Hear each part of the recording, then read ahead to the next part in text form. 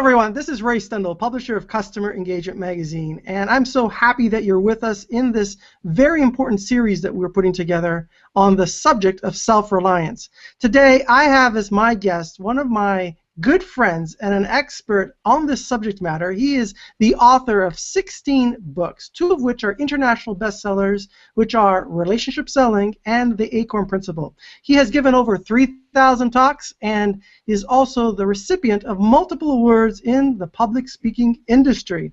My guest is no other than the one, the only, Mr. Jim Cathcart. Welcome to the program. Yeah, thank you, Ray. This is exciting. I'm looking forward to this.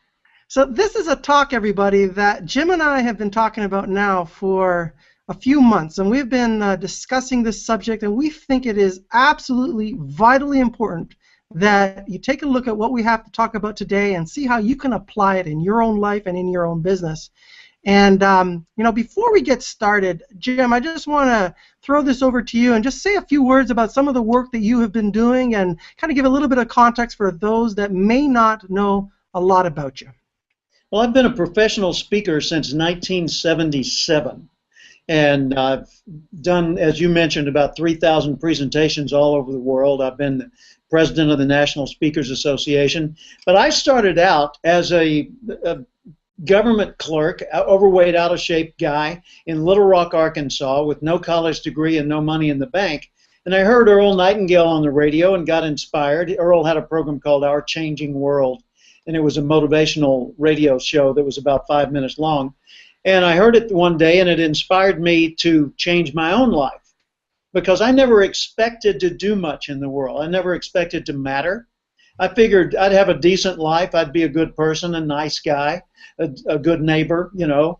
But I didn't expect to make my mark in the world. And what Earl said that day was, if you'll spend an extra hour each day studying your chosen field, 5 years later, you'll be a national expert in that field. And I thought, wow, you know, that formula actually works, and it doesn't require me to be a gifted prodigy in order to work it. Wow, I don't have to have a PhD going in. I don't have to, an hour a day I got. You know, I can do that. And so I committed myself to 5 years of fanatical dedication to learning about the field of personal development, which was what I wanted to get into. And 5 years later, I was a full-time professional speaker and author, flying around the country and giving speeches. Today, I've been the president of the National Speakers Association, served on the board of the International Federation, which is called the Global Speakers Federation. I've done things so far beyond my dreams. I even got to know Earl Nightingale himself. For a while, I was selling his recorded materials, and years later, he was selling mine. And when he passed away, I was the only outside speaker at his memorial service, in addition to his widow, Diana, and a video clip from Dennis Waitley, one of his authors. So I went from, you know, being basically a nobody to being, at least in my field, a somebody. And I know that I did it by following the right formulas and developing the right mindset. And I know that everyone is capable of that in their own context, in some way, because it doesn't require, you know, huge intellectual brilliance or a lot of financial supporters or something like that, or special circumstances. You don't have to be a white guy in a suit. You know, you can be of whatever racial background or cultural background you want. You know, you look at people in every context. There have always been people that have come out of that ugly mess and made something of themselves.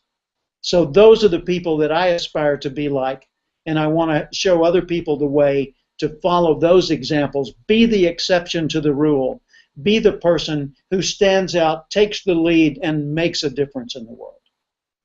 Thank you for that, Jim. And what I love about your story is that it is a great case study, actually, for what we're going to be talking about today. Because today we have created a blueprint that we're going to share with you through this video that's going to help you become a more self-reliant individual to contribute within your own family and also within your own business. But before we jump into that, let's talk about what does it really mean to be self-reliant, and what is it? So, Jim, why don't you throw in a few thoughts on that, and I can add in some as well, and then we can talk about how self-reliance has changed, because the subject of our interview and the magazine is the rise and fall of self-reliance in America, and quite frankly, I would extend that to the rest of the world in many ways. So let's talk about defining the subject, Jim. You bet. Self-reliance means that when the challenges come, I don't have to find somebody else to rescue me. I can handle it, right? So it means that I'm self-reliant on many, many, many levels. That I can handle my own finances. I can handle my own health. I can handle my own education. I can determine how I want my life to be and change it from what it has been into what I'd like it to be. The trouble is, so much of the world encourages us to be reliant, dependent upon somebody else or some other thing, especially government, or especially, like the educational institutions, or dependent on, some savior somewhere to swoop in and rescue us from ourselves. But what you find as you study these people that have become the exceptional achievers across all categories is they didn't do it because somebody else gave them a hand up. I mean, they may have found lots of assistance along the way, lots of mentors and helpers and guides. There may have been some special opportunities, but in almost every case, the dominant characteristic they had was the willingness and commitment to say, if it is to be, it's up to me. I'm going to make this happen. If I have to stay up nights and study, if I have to work harder than the average person, if I have to give up some of my privileges and enjoyments in order to get this job done, I'm going to do it and take whatever time and effort it takes to get it done. Now, is there a limit to what you could commit to like that? Of course. Some things would be an outrageously big or wrong goal. But for what you genuinely want, what you truly dream about, you need to be the one who decides, I'm going to make it happen. To add to what you're saying, I would add that it's about having accountability and responsibility in your own life, for your life, and being willing to work diligently to realize the goals that you set for yourself. And as we're discussing this, we believe that there is a shift between the way individuals conducted themselves in time past, which we'll get into, and the way things are happening in today's society and in today's culture. And maybe that's a good leeway to talk about what did self-reliance really mean when the country was formed. And I'll start with some of the basics, and Jim, you can add to it. And by the way, let me add in something before you start into that. So one thing self-reliance is absolutely not is blaming. It's not about accusing your circumstances. It's not about accusing another person. It's not about saying, well, if only I had 2 arms and 2 feet. I know successful, wealthy people who were born without arms and feet. It's not about saying, well, yeah, look at you, you're an articulate adult. Well, I know people that started out as very non-articulate adults and became articulate. You can overcome almost anything if you decide to do it, but the commitment has to start with you. Back to you, Ray. No, I agree with what you're saying. And something else that just jumped in my mind is that sometimes I hear the expression, well, you started off with all these extra privileges or all these extra opportunities, or you had a great family and a great education and a great this and a great that. And in some cases, one must be obviously very grateful for the good things that have been in their lives, but at the end of the day, there are many people who start off with great things and don't leverage them and use them to make something of themselves, and they end up dying in the ditch as a drug addict or something equivalent along those lines, and they're not using what they had. And then there's other people who came to the country with nothing, or were born here with nothing, and were able to accomplish so much. So a lot of what we're talking about here today is not just about what you started with, but it's really what you choose to make of yourself based on what you have available. Exactly. You can look at an example like Helen Keller, a woman who couldn't speak couldn't hear, and couldn't see. Well, good heavens, that's a formula for complete disaster. And yet, she was able to become a substantial person and really make a difference in the world. You look at people like Glenn Cunningham, who, stories from way in our past, but Glenn Cunningham suffered severe burns, and they were thinking about sawing off his legs, amputating his legs because of the burns, and yet, through discipline, iron-willed discipline that he developed over time, he not only got back to normal health, he became an Olympic runner. And he broke the 4-minute mile barrier. Wow. So there's example after example. I mean, a recent book about Louis Zamperini. Louis Zamperini was captured in World War II. He survived 40 some odd days in the Pacific in a life raft, just catching whatever food he could. And then he was captured by the Japanese and imprisoned and beaten and tortured for years on end, and then finally came back to the United States, and today is a well-adjusted, healthy man. Oh my gosh, how is that possible? So when you look at whatever it is you personally have been whining about, and I whine about things from time to time just like everybody else, just ask yourself, hey, what about the guy that was born blind? Or what about the one who has no arms? Or what about the person who was abused throughout their childhood? Or what about the one that was born into abject poverty and they made it? What are you whining about? To that point, just let's look at the circumstances we are in right now. Right now, we are both communicating through technology in front of a computer. We're living in an age when people are watching us at this very moment, creating a video which could never have been possible just a short period ago. And compare that to somebody who doesn't have any food or any water and is living in a little hut somewhere on the other end of the world. How many advantages we have in front of us to be able to take us to the next level. Precisely. Right. So when our founding fathers came here, why did they come here? To escape oppression. Because they couldn't be self-reliant where they were living. They needed a place where they could be free to make their own way, pay their own dues, suffer their own, consequences of bad choices, but to be free from oppressive, overbearing control from outside of themselves. Absolutely, and that's actually one of my favorite words in the whole English language is freedom. And what freedom really means in terms of a free society, free will, the ability to exist and grow and develop as you want to without harming others in the process. Freedom of choice, freedom of thought. Freedom of beliefs, freedom of religion, freedom of speech.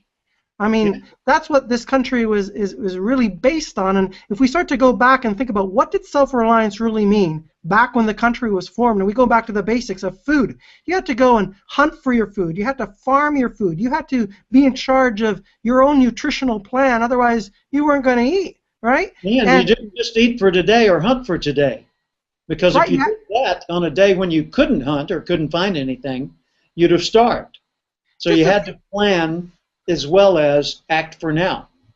Just a few generations ago, it was common practice in a family to know how to can your food and store it for a day in which you don't have food. Now, that's a lost art. No one knows how to, most people don't know how to can food, how to preserve food.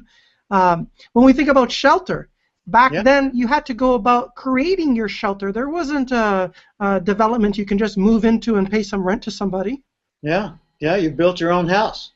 And you took a lot of pride in that, and people would join together in communities and help each other out on the big part, like a barn raising or something like that, where it was heavy lifting that required a lot of people. Then the neighbors would pitch in.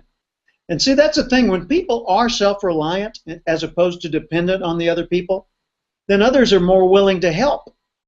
Because if I get it that you're okay without me, I'm happy to pitch in because I know you're not going to turn around and become a unexpected dependent and be on my doorstep every other week saying, hey, Jim, can I have another handout? Hey, Jim, could you help me do such and such? Hey, can I borrow those tools once again? No, Ray. I loaned you the tools the first time. It's your job to get the tools that you need ongoing.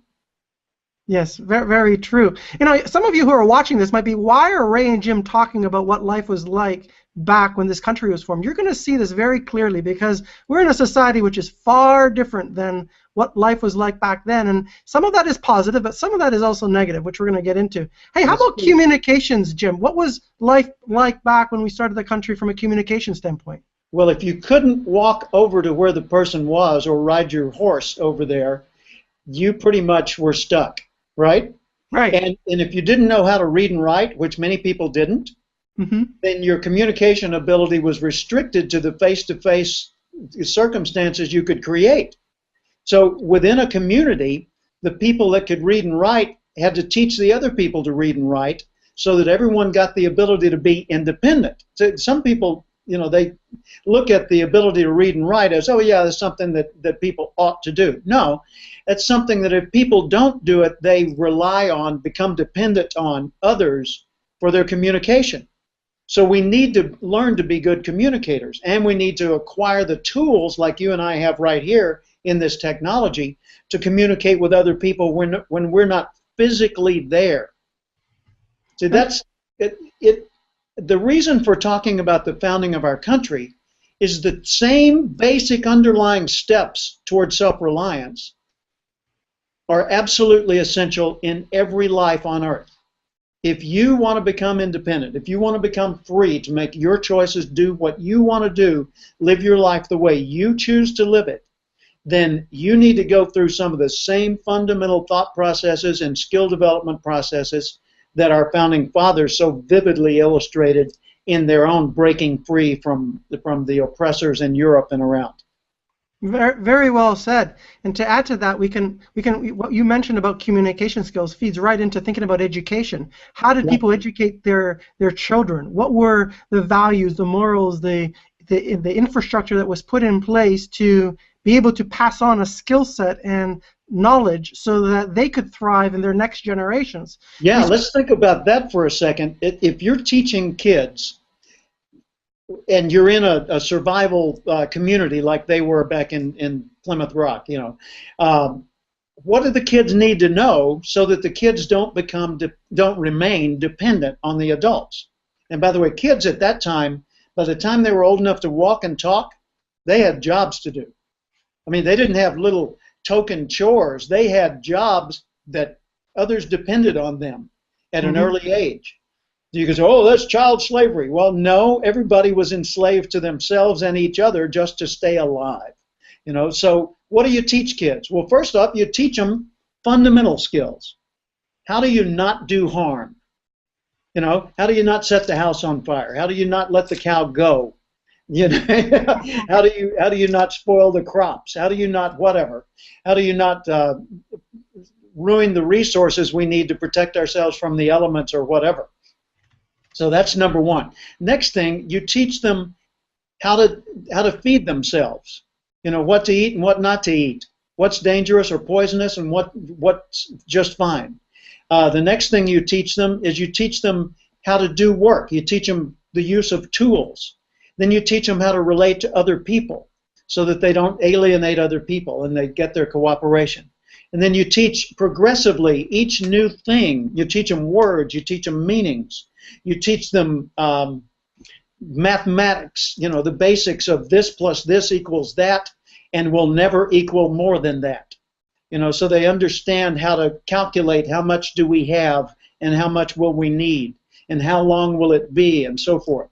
So you teach the thinking that causes the person to become self-reliant. Now, hundreds of millions of people have preceded us on earth, okay? Many of them were wise, wonderful people who contributed to the knowledge, the wisdom, the collective wisdom of humanity.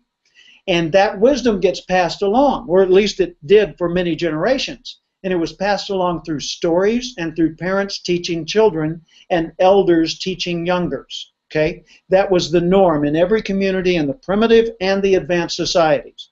What's happened is that television has become the teacher of default. The schools have been teaching, we've been assuming that the schools were teaching the skills kids needed, when in fact the schools had gone off in a very less productive direction, teaching many things like honoring diversity. Well, nice idea, but for heaven's sakes, first teach me how to stay alive, right? Okay, so the schools aren't providing all of the education that helps us get to the point of self-reliance. What's the end result? The end result is people are dependent. And when people are dependent, someone else is in control. When someone else is in control, you are by fact a victim of whatever they do. Very well said. And we think about today's school system, and we're going to talk a little bit about how the world is today and how we can start to rectify some of these challenges. We do not have a school system today that delivers on the skill set that will produce self-reliant, productive individuals. And pardon me for interrupting, Ray, but I've got a friend from long, long ago, back in the 1970s, Rick Little, not to be confused with the comedian Rich Little. Rick Little, when he was a teenager, founded an organization called Quest, and he got together with a lot of educators and leaders in the world of the field of education, and had the people co-author a textbook called Skills for Living.